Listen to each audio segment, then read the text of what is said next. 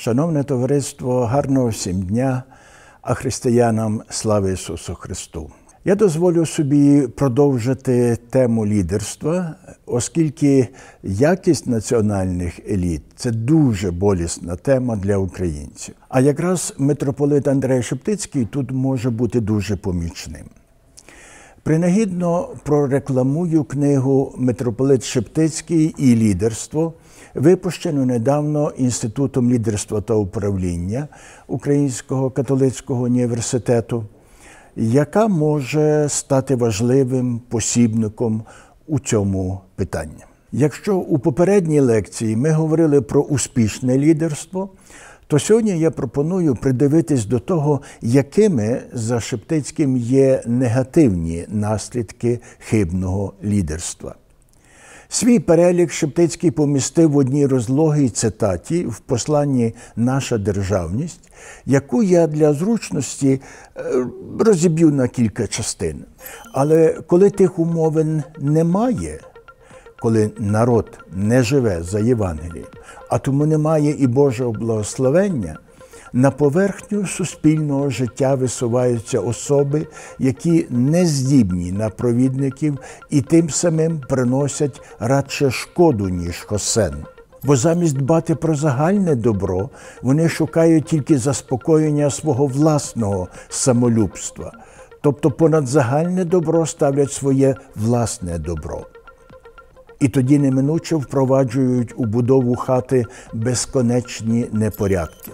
Знаємо з власного досвіду, негідна керівна еліта – це велике нещастя для країни, бо вона ставить свої особисті чи партійні інтереси вище понад інтереси держави чи суспільства.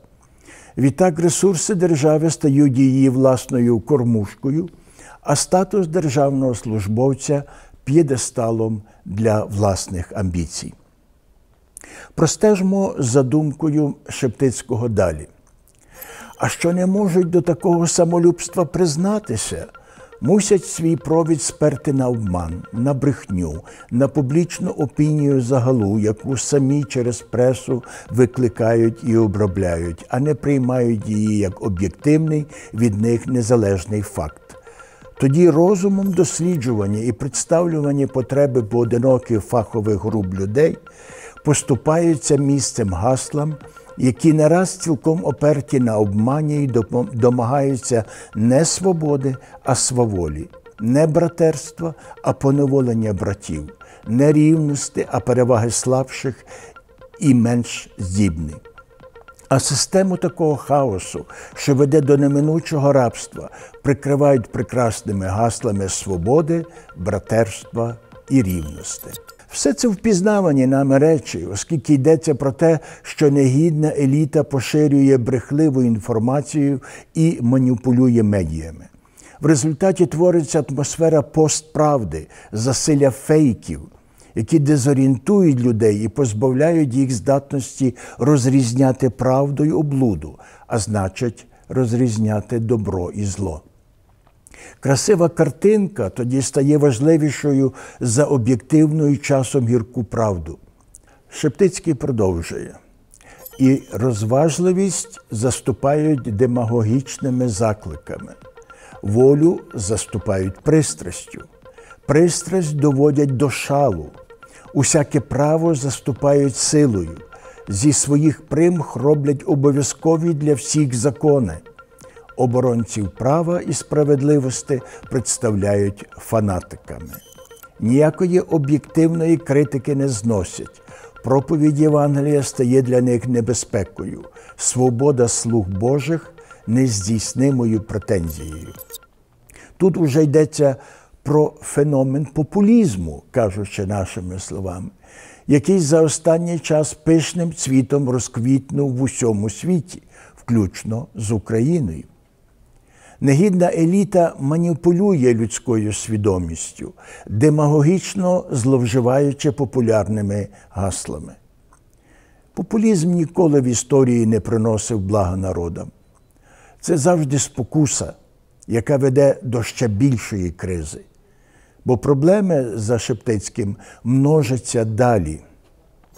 Замість давати народові мудрий провід, що здійснює мету загального добробуту і щастя, вводять у суспільне життя роздори, домашні війни, нічим не обмежену партійність і відзначаються шаленою захланністю на гріх, безсоромним хабарництвом, легковаженням людської особи, безнастанним топтанням усяких її прав, безмірним хотінням у все вмішуватися, все по своїй фантазії порядкувати, крайньою нетерпимістю навіть щодо братів і незрозумілою ненавистю до всіх, що їх супротивниками називають. Бога відрікаються, церкви не признають, моральністю для них сваволя, законом для них безправство. Якщо перекласти слова Шептицького на сучасну мову, то така здеградована еліта підриває верховенство права, нав'язуючи вигідні її закони і дискредитуючи оборонців законності, нетерпима до критики, навіть з боку своїх прихильників, неспроможна до праці в команді, якщо не рахувати злочинної змови, зневажає людську гідність і порушує права людини, прагне власного збагачення і вдається до хабарництва, зневажає закон і мораль, прагне усунути церкву з публічного життя. Перед нами яскравий і переконливий скріншот більшої частини нинішньої української еліти.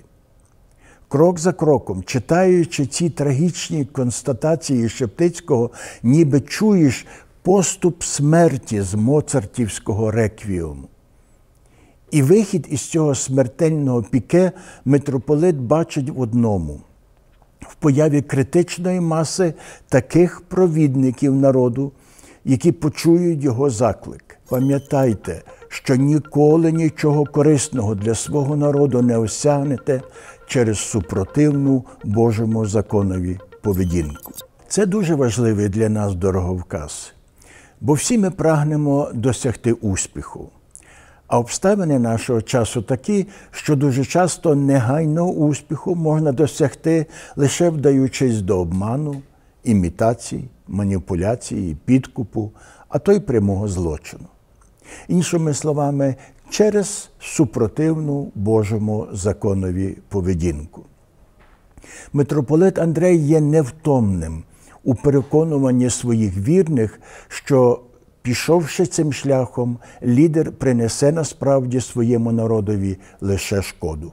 Дякую за увагу і запрошую всіх на наступну лекцію. Хай щастить!